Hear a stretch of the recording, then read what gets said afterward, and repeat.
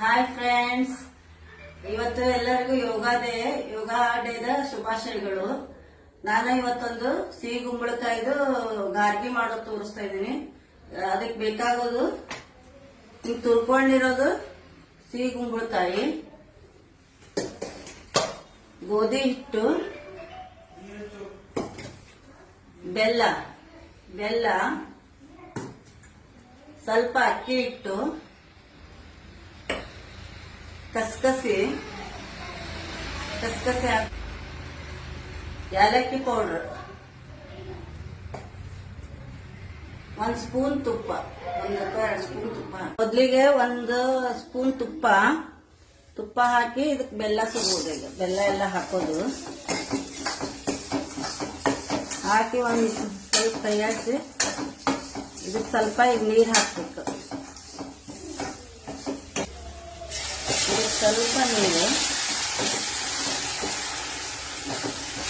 ಸ್ವಲ್ಪನೇ ಹಾಕ್ಬೇಕು. ನೀರು ಇದು ಕರಗ್ಲಿಕ್ಕೆ ನೀರು ಹಾಕೋದು.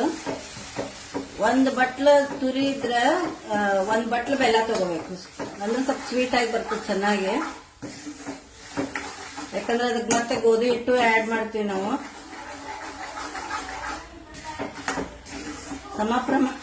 ಸಮ ಪ್ರಮಾಣದೊಳಗೆ ಸಾಮಾನು ತಗೋಬೇಕು. ಬೆಲ್ಲ ಫುಲ್ ಕರಗಿದೆ ನೋಡ್ರಿ. ಇವಾಗ ನಮ್ದು ಕ್ಲೀನ್ ಇತ್ತು ಬೆಲ್ಲ ಅದಕ್ಕೆ ಸೋಸ್ಕೊಂಡಿಲ್ಲ, ತುಂಬಾ ಕ್ಲೀನ್ ಆಗಿ ಇತ್ತು. ಇದಕ್ಕೀಗ ನಾನು ಇದು ಕುಂಬಳಕಾಯಿದು ತುರಿ ಹಾಕ್ತಾ ಇದ್ದೀನಿ.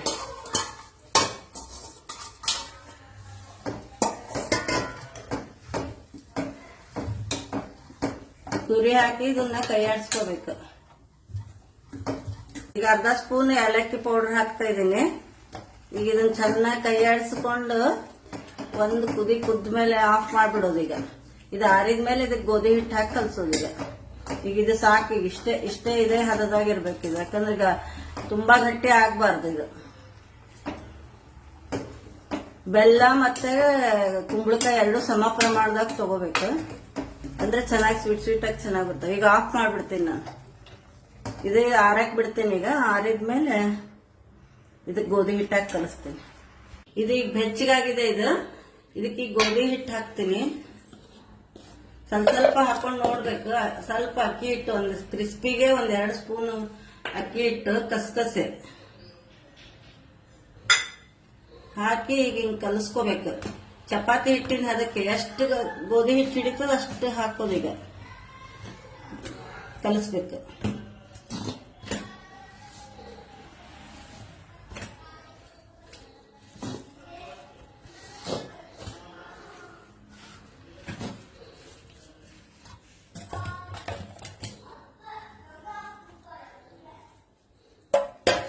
ಚಪಾತಿ ಹಿಟ್ಟಿನ ಹದಕ್ಕೆ ಬರೋವರೆಗೂ ಕಲಸ್ಕೋಬೇಕು. ಇದನ್ನ ಸ್ವಲ್ಪ ಇದಕ್ಕೆ ಕೈಗೆ ಆಯಿಲ್ ಅಥವಾ ತುಪ್ಪ ಕೈಗೆ ಹಚ್ಕೊಂಡು ಚೆನ್ನಾಗಿ ನಾದ್ಕೋಬೇಕು. ಅದನ್ನ ಹಾಕೊಂಡು ಚೆನ್ನಾಗಿ ಹಿಂಗ್ ನೋಡಿ ಗೋಧಿ ಹಿಟ್ಟು ಚಪಾತಿ ಹಿಟ್ಟಿನ ಅದಕ್ಕೆ ಕಲಸ್ಕೋಬೇಕು. ಹಿಂಗ್ ಕಲಸಿಟ್ಕೊಂಡಿದ್ದೀನಿ ನೋಡಿ. ಇದೀಗ ಎಣ್ಣೆ ಕಾಯಕಿಟ್ಟೇನೆ ಅಲ್ಲಿವರೆಗೂ ಇದು ನೆನೆಯಲ್ಲಿ. ಇದು 5 ನಿಮಿಷ ಅಷ್ಟೇ, ತುಂಬಾ ಹೊತ್ತು ನೆನ್ಸೋದು ಬೇಡ. ಕಾದಿದೆ.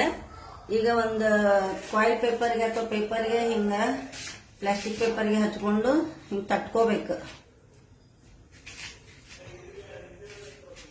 ಲಟ್ಟಿಸ್ಕೊಂಡು ಮಾಡಬಹುದು.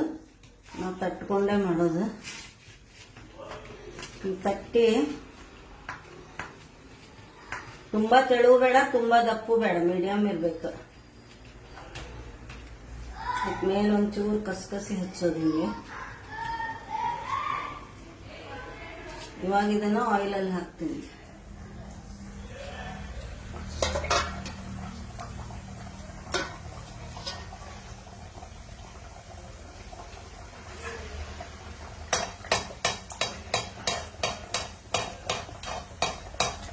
ಹಿಂಗೆ ಉಂಡೆ ಮಾಡ್ಕೊಂಡು ಒಂಚೂರು ಕೆಳಗಡೆ ತುಪ್ಪ ಹಚ್ಚಿ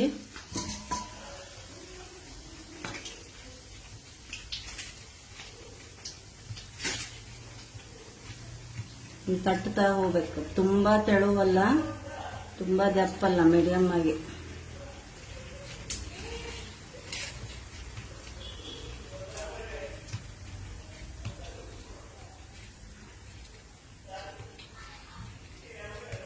ಇದಕ್ಕೀಗ ಸ್ವಲ್ಪ ಕಸಗಸಿ ಹಚ್ತೇನೆ ಮೇಲೆ. ಈ ತರ ಹೊಂಬಣ್ಣ ಬಣ್ಣ ಬರೋವರೆಗೂ ಕರಿಬೇಕು. ಈಗ ಇದು ಆಗಿದೆ. ಇದು ನೆಕ್ಸ್ಟ್ ಒಂದು ಹಾಕ್ತಾ ಇದ್ದೀನಿ ನೋಡಿ.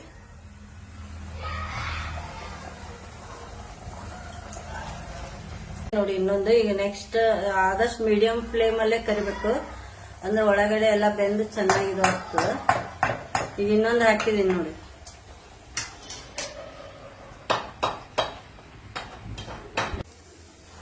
ನೋಡಿದ್ರಿ ಫ್ರೆಂಡ್ಸ್, ಗಾರ್ಗಿ ರೆಡಿ ಆಗಿದೆ.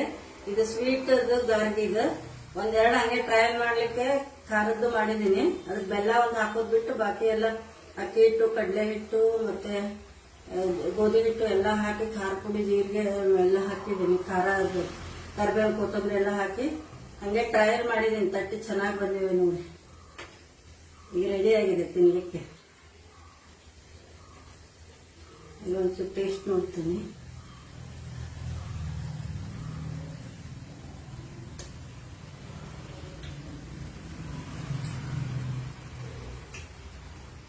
ಚೆನ್ನಾಗಿದೆ.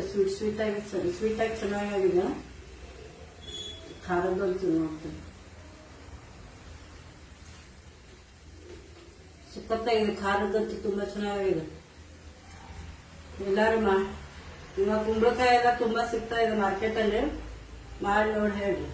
ಯಾರಿಗೆ ಖಾರದ್ದು ಮಾಡ್ಬೋದು, ಸ್ವೀಟು ಮಾಡ್ಬೋದು.